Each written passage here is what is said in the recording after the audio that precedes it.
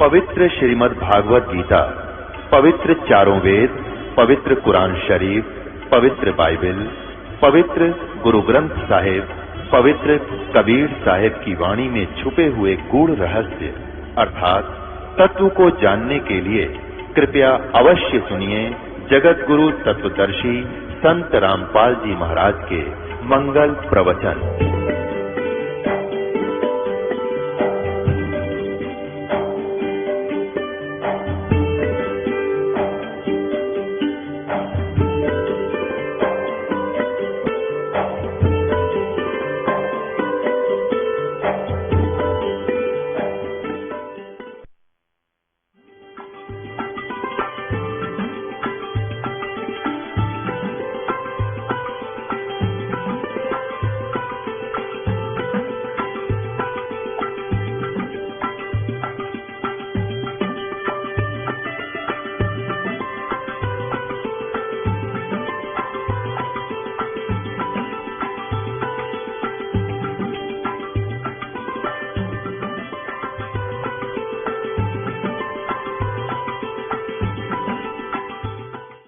तन के योगी मन के भोगी गुल्लर पेट पढ़ावे हैं, गुज बीरज का मर्म न जाना भद्दर भेख बनावे हैं।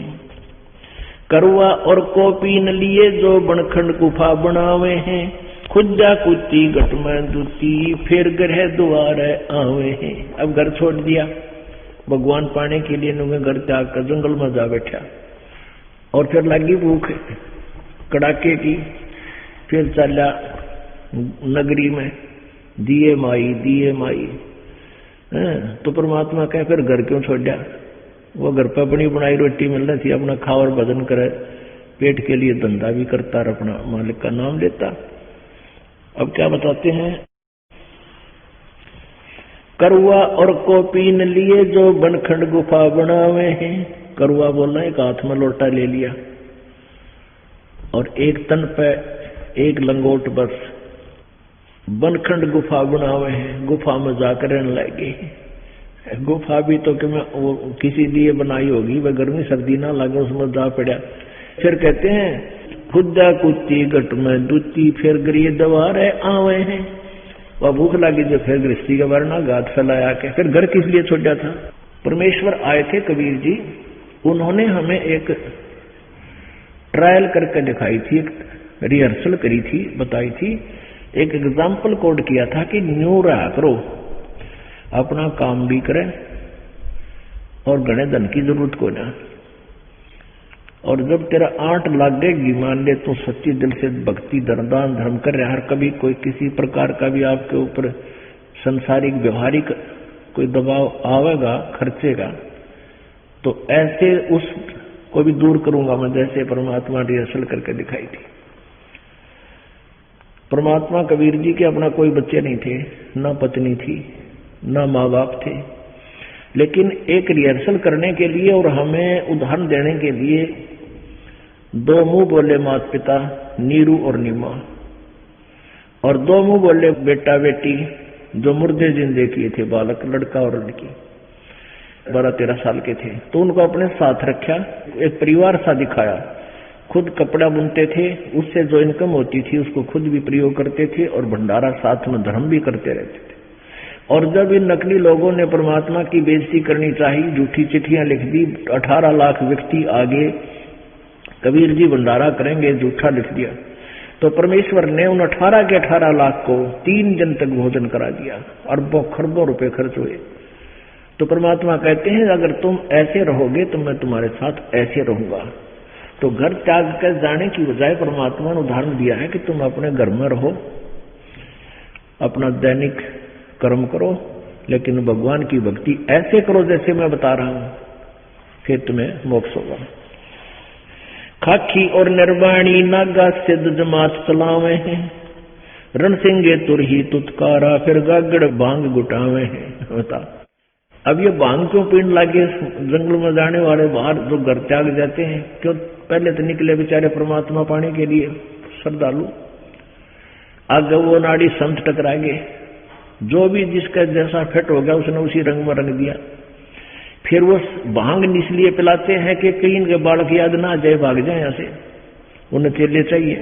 पी का भांग पड़े ना सारे दिन और अपना मनुष्य उनको व्यर्थ कर जाते हैं। काशी गया प्रयाग महोदय जगन्नाथ को जावे हैं, लोहागर और पुष्कर पर से वहां द्वारका दाग दगावे हैं। यो भी बैदा है वैदे से भेद अलैदा, यो भी बैदा।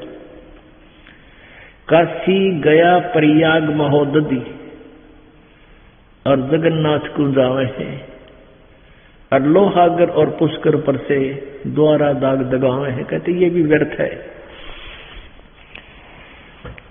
पुण्यात्माओं, परमात्मा की महिमा से अपरिचित होने के कारण यदि हमें पहले अगर कोई ये बात कहता, हमें ये ज्ञान ना होता कि जगन्नाथ में, काशी में, प्रयाग में, महोदधी में, लोहागर पुष्कर आदि जाना व्यर्थ है, तो हमारी त्योड़ी चढ़ जाती, हम नाराज हो जाते। अरीब हमारा गीसा गल्ला है, सच बताए रखिए। कति वो तो व्यर्थ की पूजाएं थी, डले डोहा थे, जीवन खोआ थे, अपने बर्बाद कर रहे थे। तीर तुपक तलवार कटारी जमदड़ जोर बधावे हैं, हर पैड़ी हर हेत न जाना वाजा तेग चलावे हैं। काटे शीस नहीं जल करुणा वो जग में साध कमावे हैं, जो जन उनके दर्शन को जावे उनको भी नरक पठावे हैं। यो भी बैदा है बैदे से भेद अलैदा, यो भी बैदा। बैदा क्यों जाना? हमने सतगुरु बेटे नो जाना। अब यहाँ क्या लिखा है कि एक समय, जैसे गीता जी अध्याय नंबर 7 के श्लोक नंबर 15 में कहा है कि इस त्रिगुणमयी माया के द्वारा रजगुण ब्रह्मा, सतगुण विष्णु, तमगुण शिव जी के द्वारा जिनका ज्ञान हरा जा चुका है, अर्थात जो इन्हीं की साधना, इन्हीं से मिलने वाली राहत के ऊपर दृढ़ हो चुके हैं और किसी की बात सुनने तैयार नहीं, वो राक्षस स्वभाव को धारण किए हुए मनुष्यों में नीच और दुष्ट कर्म करने वाले, दूषित कर्म, निकम्मे कर्म करने वाले मूर्ख, गीता ज्ञानदाता ब्रह्म कहता श्री कृष्ण में प्रवेश करके कि वो मेरी भक्ति भी ना करते। अब यहां इसको उनको 4 जो है ना इकट्ठी 4 गाड़ी दी है। राक्षस स्वभाव को धारण किए हुए, मनुष्यों में नीच, दुष्ट कर्म करने वाले मूर्ख। पुण्यात्मा, एक बार कुंभ का मेला भरा था और कुंभ पर्व का संयोग हरिद्वार में हर की पैड़ियों पर हुआ। उसमें एक समय निर्धारित होता है, वो सीमित सा समय होता है कि इस दौरान पर भी लगेगी और उस पर भी के दौरान जो स्नान कर लेगा उसका मोक्ष हो जाएगा, जैसा भी लाभ उन्होंने सोच रखा अपना दंत कथा से। उस आधार पर ये गिरी, पुरी, नागा, कनपाड़े, वैष्णव, ये सभी संत साधु, जिनको हम संत कहते हैं, साधु कहते हैं, ये चले गए वहां नहाने के लिए परबी में, कुंभ के मेले पर। और ये वहां इकट्ठे हो जाते हैं, गिरी वाले ग्रुप में, पुरी वाले ग्रुप में, सन्यासी वाले ग्रुप में, नागा वाले ग्रुप में, और वैष्णो अपने वैष्णो के ग्रुप में वहां इकट्ठे हो जाते हैं। जब आता स्नान करने का समय तो इनका हेड तो आगे होता है, बाकी उनके पीछे पीछे स्नानार चल पड़ते हैं। उस समय, ये बहुत पुराने समय की बात है, तो उस समय सबसे पहले नागा जो कति नंगे रहते हैं वो चले गए, उनका ग्रुप चला गया स्नान करने के लिए। सबसे पहले वो हर की पैड़ी पे वो पहुंच गए। उधर पीछे से वैष्णव साधुओं का ग्रुप आ गया। अब वैष्णव ने देखा कि नागा पहले स्नान करने वाले हैं, उन्होंने आवाज लगाई कि नागाओ, हम पहले स्नान करेंगे, हम सर्वश्रेष्ठ हैं, तुम बाहर आ जाओ। नागाओं ने कहा कि नहीं, हम सर्वश्रेष्ठ हैं, हम निवस्त्र हैं, हम कोई इच्छा भी नहीं रखते हैं, हम कपड़ा भी नहीं रखते हैं, हम सर्वश्रेष्ठ हैं, हम प्रथम स्नान करेंगे।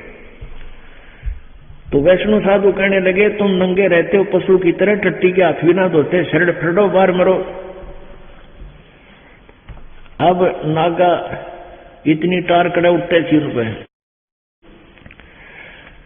अब बताया ना, बैरागी सन्यासी सेवड़े तन पर छार लगावे हैं, और 500 लार 2500 लड़के धुंधों धार मचावे हैं। ये वो काम क्रोध रूपी राक्षस वो अंदर ही था, उसने बजा दी विसल। वो 500 अड़ंगे भीतर भरे पड़े तुम्हारे, वो तुमने कैसे मोक्ष छोड़ देंगे? अब क्या करवा दिया? उल्टा मुंह कर लिया नान की बजाय, और लट्ठम लट्ठा वैष्णो साधु और वो नागा। और फिर तो वो गगन हो गया। वहां पर कहते हैं 25,000, लगभग 25,000 व्यक्ति वह संत को वहां थे, नागा और वैष्णो, आपस में कत्लेआम कर दिया वहां पर। नाना नूना और भगवान तो गया बाढ़ में। तीर तुपक तलवार कटारी जमदड़ जोर बधावे हैं, हर पैड़ी हर हेत न जाना वहां जा तेग चलावे हैं। भगवान की पैड़ी कहें, परमात्मा का प्यार भी भूल गए।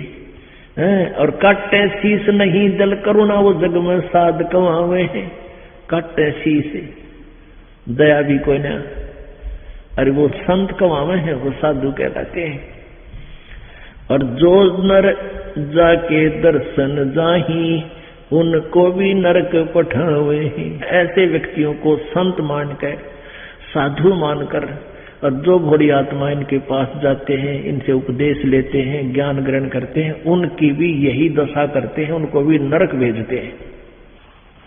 कक्कड़ भांग तमाखू पीवे बकरे काट तलावे हैं, बकरे काट कर उनकी छोंक लावे हैं। और सन्यासी शंकर को भूले बम्ब महादेव झावे हैं। तरह भैया कमाल कर दिया। आपने देखा होगा ये कावड़ लेवनी है, कावड़ लेने जाते हैं हरिद्वार तक, खासकर सावन के महीने में। और वहां से मेरे ख्याल में वो 2 किलो गंगा जल लेकर चले, गंगा का पानी जल। नंगे पैरा बेचारे पैदल आओगे, कोई बस में बैठ के ज्यादातर पैदल जा जाते हैं। और वो भगवान शंकर के पुजारी बनकर जाते हैं। भगवान शंकर का जो नाम हम आपको देते हैं उससे लाभ देता है भगवान, वैसे नहीं देता। और देखो प्रत्येक इष्ट का अपना अपना एक गुप्त मंत्र है जिससे वो आकर्षित होते हैं। एक कोड वर्ड होता है, जैसे कुत्ते ने कुत्ता कुत्ता करें जा कभी नहीं देखा है, और उसको नहीं करते तो तुरंत देखता है। ऐसे ही प्रत्येक पशु के अलग अलग कोड वर्ड होते हैं। तो ऐसे ही इन भगवानों के भी ये कोड वर्ड हैं, जो विशेष मंत्र हैं जिनसे ये तुरंत आकर्षित होते हैं। वो मंत्र यथार्थ मंत्र हैं जो हम आपको देते हैं।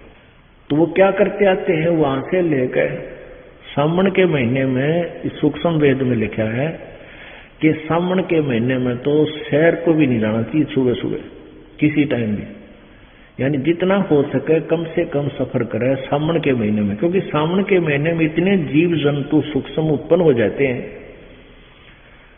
कदम रखते ही कई मरते हैं। और उस सावन के महीने में यू कार ने नया काम शुरू करवा दिया कि वहां से पैदल चलो गंगा से, हरिद्वार से, और अपने अपने घर तक आओ। तो उसमें कितने जीवन के पैरा तलम रहे, वो सारे उनके बैंक अकाउंट में लिख दिए जाते हैं पाप में। और पाइया गंगा जल लेकर आऊं, वो बता भगवान शिव जी का उस गंगा जल का भूखा है। और नाम लेते नहीं भगवान का, बम बम महादेव भी ना कहते हुए बम बम बम बम। अब उन कोई नौके नहीं है, बम का नाम भी गुंडा। और वो मानने इसने मंत्र तत्काल में हमारे को सारे ये उल्टे पाठ पढ़वा रखे हैं। और एक दूसरे ने कहेंगे ओ बोले चल आगे ने, और बेबेर ने कहेंगे बोली चल आगे। इन नोरा तुम के संज्ञा दे रहे हो अपने कमियों, आप बोला बन रहे बेबेर बोली बना रहा। तो इसे हम कति ऐसे हो गए भक्ति में, कति -0 में पहुंच गए। अब इस -0 से ऊपर उठाने के लिए इस दास को कितना संघर्ष करना पड़ रहा है, लेकिन ये सफल होगा। ये यथार्थ ज्ञान है और इसी से जीव का कल्याण हो सकता है। कक्कड़ भांग तमाखू पीवे बकरे काट तलावे हैं, सन्यासी शंकर को भूले बम्ब महादेव ध्यावे हैं। यो भी बैदा है बैदे से भेद अलैदा, यो भी बैदा बैदा क्यों जाना, हम सतगुरु बैठे न्यू जाना। ये 10 नामी दया नहीं जाने, गेरू कपड़ रंगावे हैं, और पार ब्रह्म से परचे नाही, शिव करता ठहरावे हैं। कहते हैं ये 10 नामी लाल कपड़े पहन कर संत बने फिरे हैं, और ये पार ब्रह्म से तो परिचित नहीं सतपुरुष से, और शिव को भगवान बतावे हैं। यही है सबका सर्वेश्वर महेश्वर मृत्युंजय कालंजय। और ये खुद कहते हैं देवी भागवत के 3रे स्कंद में कि हम तो नासवान हैं, हमारा जन्म मृत्यु होता है। 4 संप्रदा 52 द्वारे बैरागी अब आवे हैं, कूड़े बेख काल का बाणा संतों देख रसावे हैं। ये 4 संप्रदा 52 द्वारे बैरागी कहते ये कूड़े भेख काल का बाणा, ये झूठी साधना करने वाले काल के पुजारी हैं ये, और संतों देख रसावे हैं। संतों के बारे में जिक्र चल जाए तो दूना दुख मानने हैं, रखो के ले रहा रहे। परमात्मा कहते हैं 18 अक्षौणी अक्षय करी, चुनक ऋषिश्वर एक, ये दे धारे जोरा फिरे भाई सभी काल के बेख। ओ तेरा हे परमात्मा कितना निर्मल ज्ञान दिया है। कहते एक चुनक नाम के ऋषि थे, जैसे गीता जी अध्याय नंबर 7 के श्लोक नंबर 16, 17 और 18 में गीता ज्ञानदाता कहता है 15 तक तो ब्रह्मा विष्णु महेश तीनों गुणों की उपासना के बारे में बता दी कि वही साधना करते वही से आदमी है। और फिर कहे कि मेरी भक्ति ब्रह्म साधना भी 4 प्रकार के करते, अर्थार्थी, आर्त, जिज्ञासु और ज्ञानी। उनमें से वो 3 रिजेक्टेड हैं। ये ज्ञानी जो है ये अच्छी आत्मा है, इनको पता लग गया मनुष्य जीवन बार बार नहीं मिलता, और मनुष्य जीवन पाकर जो सत्साधना नहीं की तो व्यर्थ है, और केवल एक अन्य उपासना नहीं करनी किसी देवी देवता या व्रत तीर्थ की, केवल एक भगवान की भक्ति करनी है पूर्ण परमात्मा की, उससे पूर्ण मोक्ष होगा। तो उनको ये पता लग गया, दृढ़ विश्वास हुआ कि मनुष्य जीवन केवल परमात्मा पाने के लिए ही मिला है।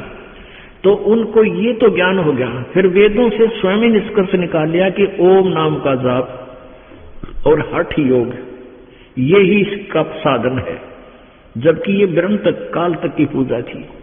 तो एक चुनक नाम के ऋषि ने हजारों वर्षों तक ओम नाम का जाप और हठ योग तप किया, भगवान मिला नहीं, सिद्धियां आ गई। एक मानदाता राजा था, उसके साथ अटपट कर ली, युद्ध कर लिया। और मानदाता चक्रवर्ती राजा के पास 72 करोड़ सेना थी। पूरी पृथ्वी पर अपने संदेश वाहक भेजकर ये जानकारी प्राप्त की थी कि भी कोई मेरी पराधीनता से कोई अलग तो होना नहीं चाहता, यदि कोई मेरी अधीनता नहीं स्वीकार करता उसने युद्ध करना पड़ेगा। ऐसा संदेश लेकर सब जगह घुड़सवार जा रहे थे, आए वापस। चुनक ऋषि ने पूछा भी कहाँ गए थे, कौन हो तुम, कहाँ से आए हो। इस एक घोड़ा था वो खाली था बगैर सवारी के, उसके गले में कुछ लिखा हुआ था। तो ऋषि ने पूछा भी ये घोड़ा खाली क्यों छोड़ रखा है, इस पर कोई बैठा क्यों नहीं। तो राजा के सैनिकों ने सारी कहानी बताई कि ये मानधाता चक्रवर्ती राजा का घोड़ा है, इस पर कोई बैठ नहीं सकता, इसके गले में ऐसे लिखा हुआ है। हम पूरी पृथ्वी पर घूमे आए, किसी ने भी राजा के साथ युद्ध करना नहीं चाहा, सभी उनसे डरते हैं। चुनक ऋषि ने पूछा कि क्या किसी ने भी उनका युद्ध नहीं उठा? नहीं, कौन उठे? पता है हमारे राजा के पास 72 अक्षौणी सेना है, जाड़ फोड़ देंगे। अब ऋषि ने सोची भाई अभिमान हो गया, ये काल प्रेरणा है, ये राजा को सबक सिखाना चाहिए। चुनक ऋषि बोला भाई मैंने तुम्हारे राजा का युद्ध स्वीकार कर लिया। और वह सैनिक बोले रे कंगाल, तेरा दाने खान में नहीं, अरे तुम युद्ध करेगा चक्रवर्ती राजा के साथ, तेरी क्यों साथ बोल दे रही है, अपना कर ले भक्ति बोल वाला। चुनक ऋषि कहने लगा भाई मेरे भाग में नहीं लिख रखी होगी, मैंने तो कह दो और बांध दे घोड़े नहीं मेरे साथ। क्यों घोड़ा जो पकड़ दे उसने ये था जिसने वो घोड़ा पकड़ना पड़ता था। तेरे सी बोला मैंने पकड़ लिया, तेरे राजा का घोड़ा था, कह दे तेरे राजा ने। उन्होंने जाकर राजा को बताया। जी राजा ने सोची आज एक आदमी ने बकवाद करी है, कल का दूसरा करेगा, सिर उठावेंगे। एक राजनीति होती है, चाणक्य नीति। तो राजा ने एक आदमी को मारने के लिए 72 करोड़ सेना के 4 टुकड़े बनाए। एक टुकड़ी भेज दी 18 करोड़ 18 अक्षौणी। और उधर से उस ऋषि ने अपने जीवन में जो डले ढोए थे उनकी 4 एटम बम बना दिए, सिद्धियां पुतली बना दी। एक पुतली छोड़ दी उसने 18 करोड़ सेना को उन्होंने कत्लेआम कर दिया, सेकंडों में मार दी। राजा ने दूसरी टुकड़ी भेजी, ऋषि ने दूसरी पुतली छोड़ दी वो एटम बम। कहने का भाव ये है 72 करोड़ सेना का नाश कर दिया उस ऋषि ने, इस काल के पुजारी ने।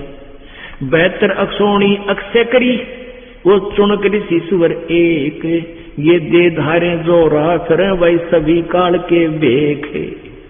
किसान निर्णय दिया गरीबदास साहब जी ने परमेश्वर कबीर जी के ज्ञान को कैसे निर्णायक तरीके से बताया है कि ये काल की साधना करने वाले ये नाना प्रकार के ग्रुप भेख, ये सभी काल के भेख हैं। और दे धारे मौत फिरे, जोरा माने मौत, दिखे ऋषि और भर को बदे, दे धारे मौत फिरे, ये सभी काल के भेख है।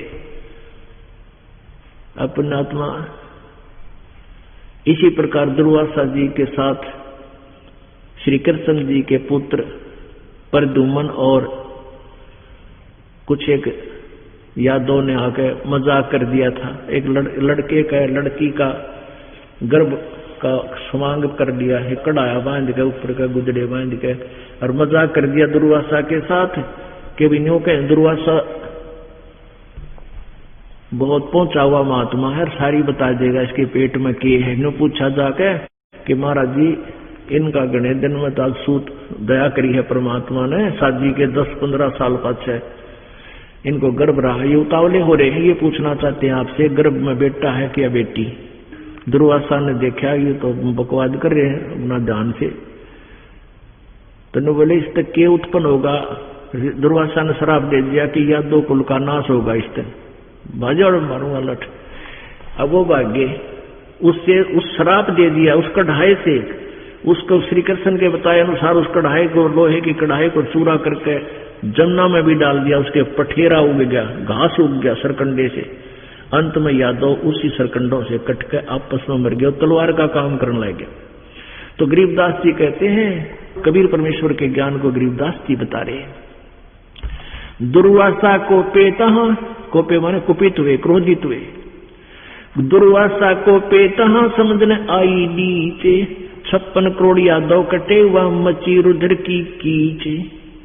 रुद्र माने खून की कीचड़ माच गया। 56 करोड़ यादव ऋषि दुर्वासा के श्राप देने से आपस में लड़कर कत्लेआम कर डाला। कहते हैं दुर्वासा को पेता समझने आई नीच। एक बालका ने मजाक किया था, अरे इतना जुल्म कर दिया, ऐसा श्राप दिया करे। कहते हैं दे धारे जोरा फिर ये सभी काल के भेख, और इन मैं ऋषि कहे थे। बोलो सतगुरुदेव। परम पिता परमात्मा सर्व सृष्टि रचनहार कुल मालिक कबीर देव जी की असीम कृपा से अपने को ये सत्संग प्राप्त हुआ। परमात्मा हमें याद दिलाते हैं कि मानुष जन्म पाकर जो नहीं रटे हरिनाम, और जैसे कुआ जल बिना फिर बनवाया क्या काम। उदय अस्त का राज जीव को जय कोई देवे, लाख बधाई क्या करे जय नहीं नाम से दे। परमात्मा हमें याद दिलाते हैं कि इस मनुष्य जीवन का मूल उद्देश्य परमेश्वर प्राप्ति है। पूर्ण मोक्ष कराना ही इस मनुष्य जीवन का उद्देश्य है। लेकिन हम आध्यात्मिक ज्ञान से, तत्व ज्ञान से अपरिचित होने के कारण हमने इस मनुष्य जीवन के कर्म को, मनुष्य जीवन का उद्देश्य और ये क्रियाएं उन पशुओं जैसी ही मान रखी थी जो पशु पक्षी सभी करते हैं। बच्चों की उत्पत्ति, उनके अंदर ममता और मोह, उनकी परवरिश कर देना, ये अन्य प्राणियों के अंदर भी ज्यों की त्यों विद्यमान है। और इतना ही कार्य हम कर रहे थे तो मनुष्य जीवन की आवश्यकता क्या है? तो अब परमात्मा के तत्व ज्ञान की रोशनी में अब हमें दिखाई देने लगा कि इस मनुष्य जीवन का एक विशेष कार्य और है, जिसको हमने प्रारंभ भी नहीं किया था। और यदि हम प्रयत्न कर भी रहे थे परमात्मा की साधना का, वो शास्त्र विरुद्ध कर रहे थे, उससे हम काल के जाल से मुक्त नहीं हो सकते थे। ये दुर्गति, ये संकट, ये आपदाएं हमारी कभी समाप्त नहीं होती। परमेश्वर कबीर जी ने स्वयं ही आकर के अपनी प्यारी आत्माओं को अपना ज्ञान दिया। उन पुण्यात्माओं ने अपनी अनुभव की वाणी और परमात्मा को आंखों देखा और परमेश्वर द्वारा दिए गए ज्ञान को लिपिबद्ध करवा दिया। उन्होंने, उन पुण्यात्माओं ने, उन श्रेष्ठ आत्माओं ने अपनी अमृतवाणी रूपी एफिडेविट लिख दिए कि हमने प्रभु को देखा, हमने परमेश्वर को देखा, और वो परमात्मा कैसा है, उसका नाम क्या है, उसकी प्राप्ति कैसे होती है, हमने वो कैसे मिले, और उस परमेश्वर ने हमें क्या ज्ञान दिया, वो सब कुछ अपनी अमृतवाणी में लिपिबद्ध करवा दिया, जो आज हमारे काम आ गया। उन संतों ने जिन्होंने परमात्मा का साक्षात्कार हुआ, उनके अनुभव की वाणी और परमेश्वर द्वारा दी गई अपनी सच्चिदानंद घन ब्रह्म की वाणी और वेद और गीता जी, ये सभी एक ही समांतर ज्ञान देते हैं। लेकिन वेदों और गीता में जहां वो ज्ञान नहीं है, वो ज्ञान भी सूक्ष्म वेद के अंदर है। जैसे एक मैट्रिक 10वीं तक का सिलेबस होता है, पाठ्यक्रम होता है, और बीए और एमए का पाठ्यक्रम अन्य रह जाता है। लेकिन बीए और एमए के अंदर मैट्रिक तक के सिलेबस का भी मिश्रण होता है। तो इसी प्रकार वो पूर्ण परमात्मा ने स्वयं आकर के सूक्ष्म वेद दिया। ये चारों वेद पहले विद्यमान थे, तो सूक्ष्म वेद के अंदर चारों वेदों का भी निष्कर्ष, गीता जी का भी निष्कर्ष, पुराणों का भी निष्कर्ष, और साथ में सूक्ष्म वेद तो वो है ही है। आगे की विस्तार से जानकारी उस परमात्मा ने हमें दी। परमात्मा बार बार आकर हमें याद दिलाते हैं, मन तू चल रे सुख के सागर, जहां शब्द सिंधु रत्नागर। मन तू चल रे सुख के सागर, जहां शब्द सिंधु रत्नागर। भाई कोटि जन्म तन बरमत होगे, कुछ ना हाथ लग्या रे। कोटि जन्म तोए भरमत होगे, कुछ ना हाथ लग्या रे। कुकर सोकर खर बया भौरे, तू कौआ हंस बुगारे। मन तू चल रे सुख के सागर, जहां शब्द सिंधु रत्नागर। कोटि जन्म तू राजा किन्या, मिटी न मन की आशा। कोटि जन्म तू राजा किन्या, मिटी न मन की आशा। भिक्षक होकर दर दर घूम्या, ये मिला न निर्गुण रसा। मन तू चल रे सुख के सागर, जहाँ शब्द सिंधूर नागर। इंद्र कुबेर ईश की पदवी, ब्रह्मा वरुण ध्रुमराया। विष्णुनाथ के पुरकू जाके तो फिर भी उल्टा आया मन तू। चल रे सुख के सागर, जहाँ शब्द सिंधूर नागर। असंख्य जन्म तूने मरते होगे, जीवित क्यों ना मरे रे। असंख्य जन्म तो है मरता होगे, जीवित क्यों न मरे रे। 12 मध्य महल मठ बोरे, बहुर न दे धर रे मन तू। चल रे सुख के सागर, जहाँ शब्द सिंधूर नागर मन तू। चल रे सुख के सागर, जहाँ शब्द सिंधूर नागर। दोजक भीष्ट सभी तैं देखे, राजपाट के रसिया। दोजक भीष्ट सभी तैं देखे, राजपाट के रसिया। 3 लोक से तरपत नाही, ये मन भोगी खसिया मन तू। चल रे सुख के सागर, जहाँ शब्द सिंधूर नागर।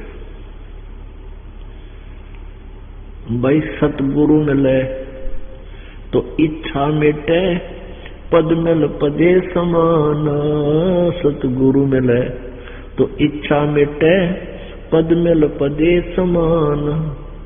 चल हंसा उस लोक पठाऊं, जो आदि अमर अस्थान मन तू। चल रे सुख के सागर, जहाँ शब्द सिंधूर नागर मन तू। चल रे सुख के सागर, जहाँ शब्द सिंधूर नागर। 4 मुक्ति जहाँ चंपी करती, माया हो रही दासी। 4 मुक्ति जहाँ चंपी करती, माया हो रही दासी। दास गरीब अब है पद पर से, वो मिले राम अविनाशी मन तू। चल रे सुख के सागर, जहाँ शब्द सिंधूर नागर। परमेश्वर कबीर जी ने अपने उस अध्यात्म ज्ञान को, तत्व ज्ञान को अपनी प्यारी आत्माओं को दिया। उनमें से एक आदरणीय गरीबदास साहिब जी गांव छुडानी, जिला झज्जर, हरियाणा के अंदर प्रकट हुए थे। उनको परमात्मा आकर मिले थे। कबीर जी सतलोक से चलकर आए थे। अब संत गरीबदास जी परमेश्वर के ज्ञान से परिचित होने के उपरांत सतलोक को, सचखंड को आंखों देख करके उसके बाद फिर ये अपनी अमृतवाणी में ये विचार व्यक्त किए। अब सुख का सागर किसे कहते हैं? जहाँ दुख ना हो। सागर में समुद्र, समुद्र के अंदर जाने के उपरांत 100-150 किलोमीटर जब प्राणी चला जाता है किसी जहाज आदि में बैठकर, उसके बाद समुद्र के अंदर या तो वो जहाज दिखाई देता है या केवल जल ही जल होता है। जहां देखे वहां जल ही जल, जल ही जल और कुछ नहीं। इसी प्रकार सुख सागर, सतलोक वो सुख सागर है जहां दुख नाम की चीज कहीं दिखाई नहीं देती, यानी सुख ही सुख है। और यहाँ 21 ब्रह्मांड के अंदर यहाँ सुख नाम की चीज नहीं, दुख ही दुख है। तो हम कितने गलत स्थान पर आकर सेट हो गए। हम अपने आप यहाँ सेटिंग करने की सोच रहे हैं। कैसे सोच रहे हैं कि यहाँ मकान बनाऊं बढ़िया 2-3 मंजिल का, फिर मेरे पोते रहेंगे, पड़पोते रहेंगे, फिर मेरी पीढ़ी यहाँ रहेंगी। परमात्मा याद दिलाते हैं, आगे गए ना बावड़े, ये रखते भी सब जहां, बिन साहिब की बंदगी कहीं ठोर ठिकाना न। पहले वाले थे वो भी चले गए, वो दोबारा आकर हमें नहीं बता सके कि हम कहाँ गए, कैसे दुख पाया हमने। और जो शेष हैं ये भी चले जाएंगे, और बिन उस परमेश्वर कबीर देव जी की भक्ति के, सत भक्ति के, सतलोक वाली साधना के बिना कहीं ठोर ठिकाना ना। जैसे आप जी ने अब दिन के सत्संग में सुना कि ब्रह्मा विष्णु नारद और व्यास जी और सतियों के ब्राह्मण यानी ऋषि महर्षि, उन किसी को भी अध्यात्म ज्ञान नहीं था, ना उनको वेदों का ज्ञान था। तो उनके द्वारा दिए गए ज्ञान से उन्होंने जो लोकवेद ग्रहण किया हुआ था वही हमें दे रखा था। और यदि वेदों अनुसार भी साधना करते हैं तो ओम नाम का जाप है, उससे ब्रह्मलोक की प्राप्ति है। ब्रह्मलोक जाने के बाद भी गीता जी अध्याय नंबर 8 के श्लोक नंबर 16 में कहा है कि ब्रह्मलोक पर्यंत ये सभी पुनरावृत्ति में है। ब्रह्मलोक तक गए हुए साधक भी जन्म मृत्यु के अंदर ही है। पुण्यात्माओं, तो ब्रह्मा जी की भी मृत्यु है, विष्णु जी की भी मृत्यु है, शिव जी की भी मृत्यु है। अब ये प्रसंग ऐसा है कि प्रथम बार, क्योंकि अभी इसका प्रकाश सत्ज्ञान का हुआ नहीं है और ये सीडी वगैरह बनाई जा रही है, आने वाले समय में प्रभु की दया होगी तो ये इस टीवी चैनलों पर भी चलेगा। तो प्रथम बार जब कोई ये सुनता है इस दास के मुख से कि ब्रह्मा विष्णु महेश नासवान है, इनकी जन्म मृत्यु होती है, तो ये बात गले उतरती नहीं, क्योंकि हमने लोक वेद सुन रखा था। लोक वेद के आधार से हमने सुन रखा था कि ब्रह्मा विष्णु महेश अजर अमर हैं, इनके कोई माता पिता नहीं, ये स्वयंभू हैं और यही पूरी सृष्टि के रतनहार हैं, यही सतिथि करते हैं, यही संहार करते हैं, इनके ऊपर कोई शक्ति नहीं, इनके कोई माता पिता नहीं है। जबकि इनकी जीवनी में लिखा है कि ये तो नासवान है, इनकी जन्म और मृत्यु होती है। इसके लिए थोड़े से प्रमाण दिखाने पड़ेंगे। पुण्यात्माओं, एक अंधा अंधेरे में रात के समय लालटेन जगा के चल रहा था, हाथ में लालटेन लिए हुए और सफर में जा रहा था। आगे से कुछ बच्चे आ रहे थे। बच्चों का शोर सुनकर उस ब्लाइंड मैन ने कहा कि बच्चों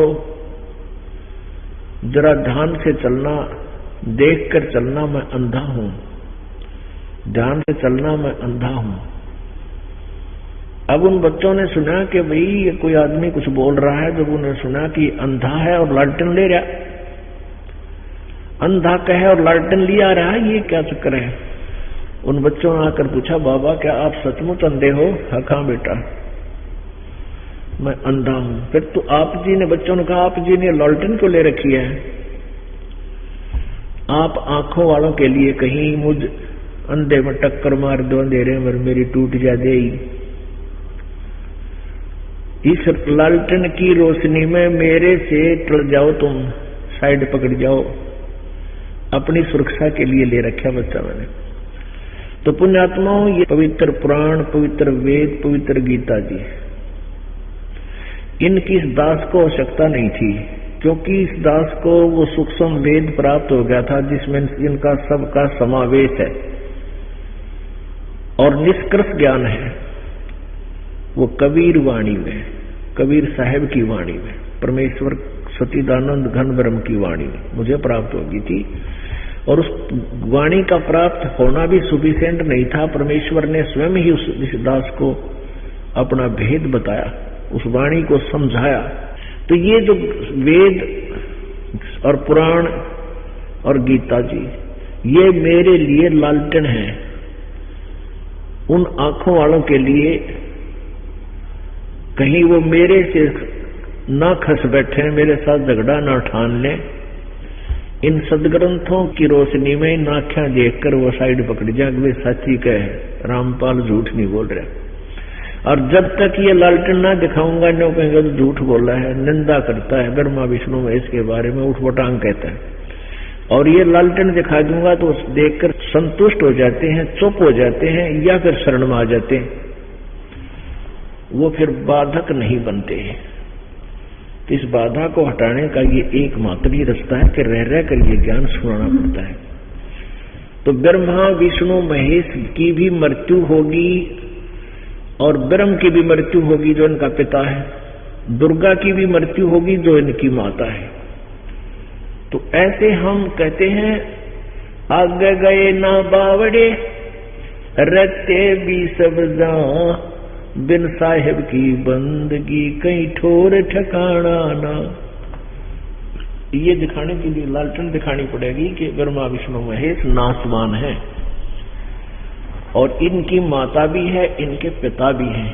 ये देखिएगा श्रीमद् देवी भागवत, ये देखिएगा श्रीमद् देवी भागवत गीता प्रेस गोरखपुर से प्रकाशित है और संपादक है हनुमान प्रसाद पोदार चिमनलाल गोस्वामी। और ये कहां से प्रकाशित है? प्रकाशक एवं मुद्रक है गीता प्रेस गोरखपुर, गोविंद भवन कार्यालय कोलकाता का संस्थान।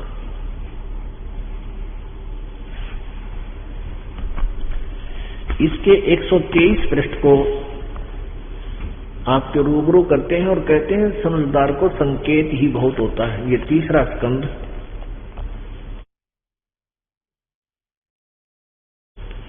123 पृष्ठ। अब विष्णु भगवान अपनी माता दुर्गा की स्तुति कर रहा है। तुम शुद्ध स्वरूपा हो, ये सारा संसार तुम्हीं से उद्भासित हो रहा है।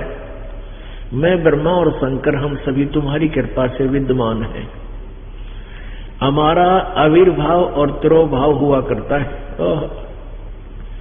आविर्भाव माने जन्म और तिरोभाव माने मृत्यु। हमारा तो जन्म और मृत्यु होता है, हम अविनाशी नहीं हैं। केवल तुम ही नित हो, जगत जननी हो, प्रकृति और सनातनी देवी हो। भगवान शंकर बोले देवी, यदि महाभाग विष्णु तुम्ही से प्रकट हुए हैं तो उनके बाद उत्पन्न होने वाले ब्रह्मा भी आप तुम्हारे ही बालक हुए। फिर मैं तमोगुणी लीला करने वाला शंकर क्या तुम्हारी संतान नहीं हुआ? अर्थात मुझे भी उत्पन्न करने वाली तुम ही हो। शिवे संपूर्ण संसार की सृष्टि करने में तुम बड़ी चतुर हो। इस संसार की सृष्टि स्थिति और संहार में तुम्हारे गुण सदा समर्थ है। उन्हीं तीनों गुणों से उत्पन्न हम, यानी रजगुण ब्रह्मा, सतगुण विष्णु, तमगुण शिव जी, ब्रह्मा विष्णु एवं शंकर नियमानुसार कार्य में तत्पर रहते हैं। यदि ये दास ये कहकर के आगे कदम बढ़ा लेता है कि ब्रह्मा विष्णु महेश नासवान है, इनकी जन्म मृत्यु होती है, और ये लालटेन नहीं दिखाता है, तो कहीं भी ये सीडी हम क्योंकि बहुत सस्ते रेट में, लागत से भी कम रेट में दे रहे हैं, तो हमारे भक्त किसी को दिखावेंगे तो वो देखे को नहीं आगे। फिर सदग्रंथों को, इनकी जीवनी को आंखों पढ़कर फिर वो विवश हो जाता है इस बात पर विचार करने के लिए कि यह तो सच्ची बात है, और सच्ची है बुद्धिमान तो फिर मानने भीगा। और इनको आंखों देखकर भी विरोध करता है तो वो अच्छी आत्मा नहीं है। जानबूझ साची तजय करे झूठ तने, और ताकि संगत है प्रभु फिर सोपन में भी ना दे। जो जानबूझ कर बकवाद करे, आंखें देखकर भी नहीं माने, विरोध करता है, तो वो दुष्ट इंसान होता है। और परमात्मा खुद कहते हैं कि इसे निकम्मे की तो सपने में भी फिर मिलन ना हो, वो ना मानो चाहे मानो।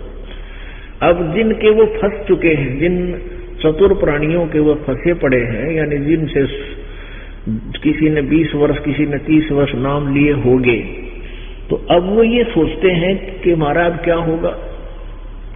या कुछ ऐसे टाइप के लोग हैं जो औरों को भ्रमित करके खुद छोटी मोटी कोई पोस्ट उस पंथ में प्राप्त किए हुए हैं, वो अपना भला भी नहीं सोचते, औरों का तो वो सोचेंगे कैसे। तो वो चातुर प्राणी बताए हैं, जो आंखों देखकर भी नहीं मानते, वो मूढ़ बताए हैं। और जो संत हैं, जो भोली आत्माओं को फंसाए बैठे हैं, वो चतुर इंसान बताए हैं। परमेश्वर कहते हैं अपनी वाणी में कि चातुर प्राणी चोर है, क्योंकि वो सत्य नहीं बता पा रहा, और मूढ़ मुगध है ठोठ, फिर संतों के निकाम के उनके दे गड़जोट।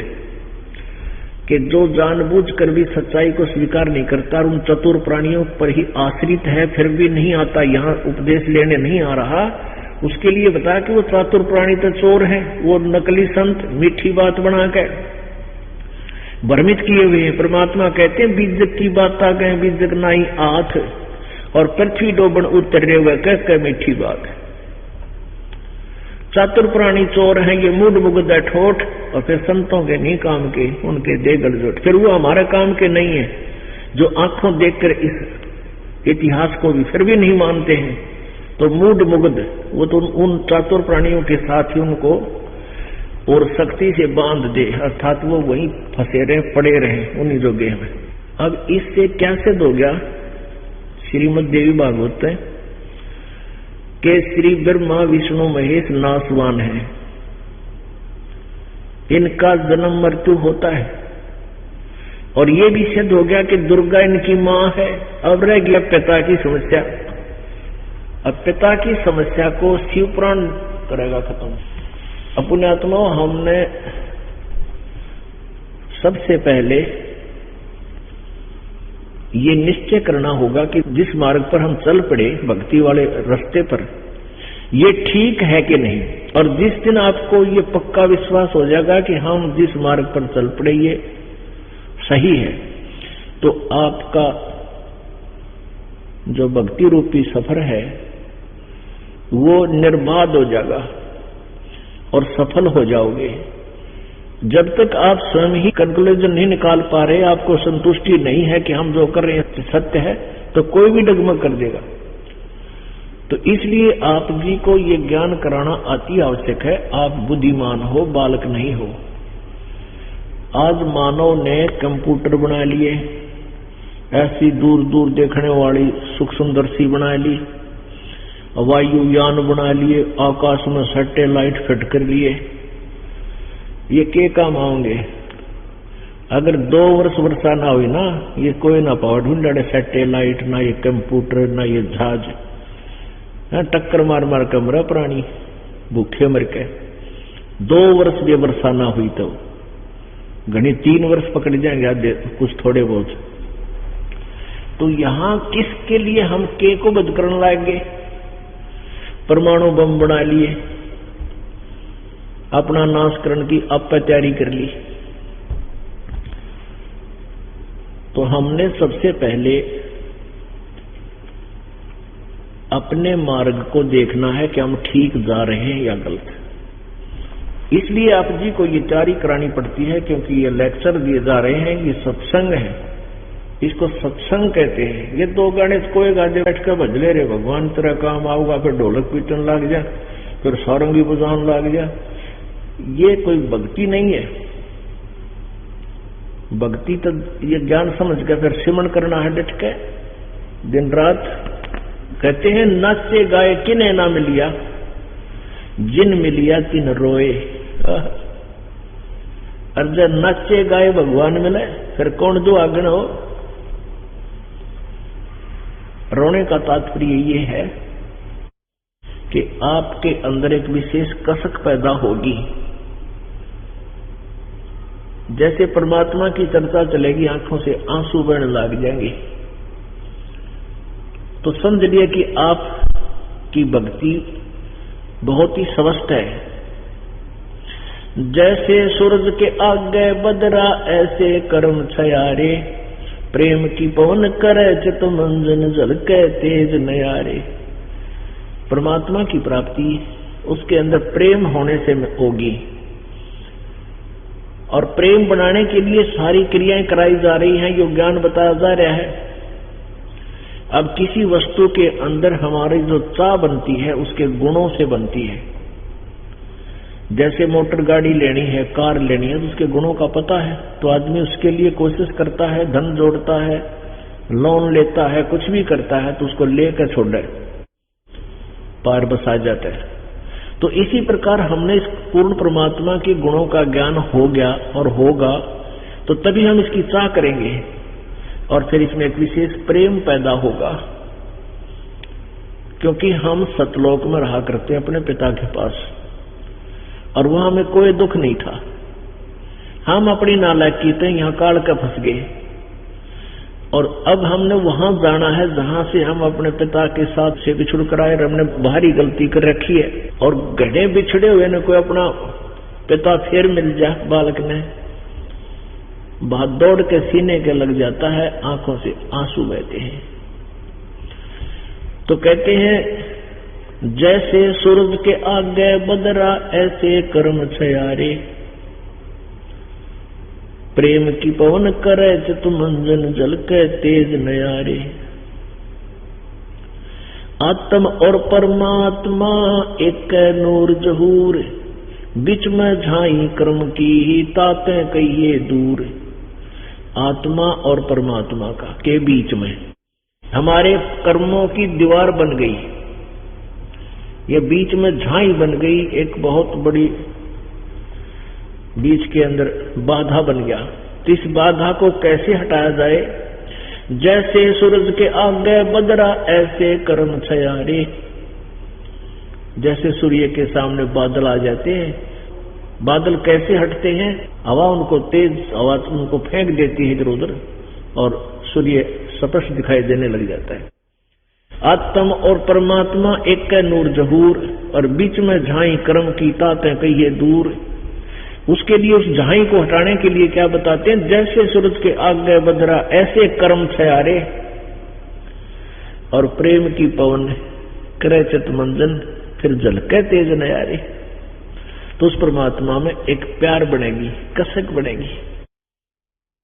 कुछ दिनों के बाद फिर आंखों से आंसू भी बंद हो जाएंगी, और ऐसे स्थिति हो जाएगी जिसको उन्मन मुद्रा बोलते हैं। नौका तेरा ऐसा क्या हो गया, तू उन्मन सा बैठा है, उन्मन सा यानी ना बोलता, ना ढंग से हंसता, ना कोई विशेष रुचि किसी वस्तु में। तो उसमें आपको ये समझ ले कि तत्व ज्ञान आपके हृदय में समा चुका है। जैसे नानक साहिब जी से किसी ने पूछा कि हे महात्मा जी, आप कभी प्रसन्न दिखाई नहीं देते, खोए खोए से रहते हो, कभी खुश नजर नहीं आते। तो नानक साहिब जी ने कहा था कि ना जाने काल की कर डारे, किस विध ढल जा पासा वे, और जिनाते सरते मौत खुड़कती उन्होंने केड़ा हासा वे। कि यहाँ किसके ऊपर प्रसन्न हो, ना जाने काल एक पल में के बिजली गिर दे, के जुल्म कर दे, पूरा परिवार नाश कर दे, कि ना जाने कितना उद्मस तार दे, और हमें अपनी मृत्यु स्पष्ट दिखाई देती है। फिर जिन आते सरते मौत खुड़क दी उन्होंने केड़ा हासा वे। नानक साहिब जी से पूछा, क्या आप कभी प्रसन्न नहीं होते? तो श्री नानक साहिब जी ने कहा संत जी ने कि भाई खुश होता हूं जब जैसे सत्संग में प्रेमी भक्त आते हैं, प्यारी आत्माएं, तो संत यानी गुरु जी खुश होते हैं कि मेरे बच्चे जो के तू आगे, इनका कोई कीड़ा ना लग गया, किसी ने इनको भ्रमित नहीं किया, काल ने कोई अटैक करके इनको खोया नहीं हमारे से, ये परमात्मा के बच्चे सुरक्षित हैं। आप जी जाते हो यहाँ से सत्संग सुनकर, तो चिंता बन जाती है कि कहीं कोई काल का दूत इन पुण्य आत्माओं को भ्रमित ना कर दे।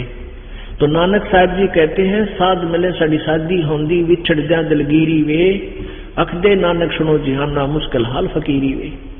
जब ये भक्त संत मेरे साथ आते हैं वापस, साध मिले सड़ी शादी होंदी, तो ये समागम होता है, ये हमारी खुशी है। और जब ये जाते हैं तो दिल में दिलगीरी हो जाती है, चिंता बन जाती है, हमारी ये डर रहता है कि कहीं मेरी प्यारी आत्माओं को काल के दूत बर्बाद ना कर दे।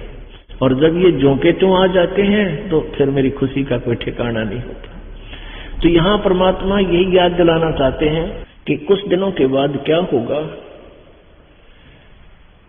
आपके अंदर एक विशेष कसक पैदा होगी, जरा सी भी चर्चा परमात्मा की शुरू हो जाएगी, आंखों से आंसू आने लग जाएंगे, और कुछ दिनों के बाद ऐसी स्थिति हो जाएगी आंसू भी बंद हो जाएंगे। और वैसे ही जैसे यहां संसार असार सा नजर आओगा, किसी चीज में रुचि सी ना रहेगी, वो रोना होता है, वो कसक है न्यारी। कबीर परमेश्वर जी कहते हैं रो बल घट जावे, आंसू तो भगवान मिले नहीं, रो तो बल घट जा। और 8 पैर का दाजना जैसे घुण काटने खा, कहते हैं लास्ट स्थिति ऐसी आ जाएगी। कबीर परमेश्वर जी उदाहरण देते हैं, कबीर वैद बुलाइया पकड़ के देखी बाँ, और वैद न वेदन जान ही मेरा करक कलेजे माँ। सच्ची लगन जब भगत की बन जाती है उसकी ऐसी स्थिति हो जाती है। घर वाले जो भक्ति से अपरिचित हैं वो चिंतित हो जाते हैं, इस बच्चे का क्या हो गया, ना तो गणासा बोलता, ना हमारे पास बैठता, एकांत में रह है, खावा पी भी सी करे है, कोई खास नहीं, ओढ़ने पैरने की रुचि इसमें रही नहीं।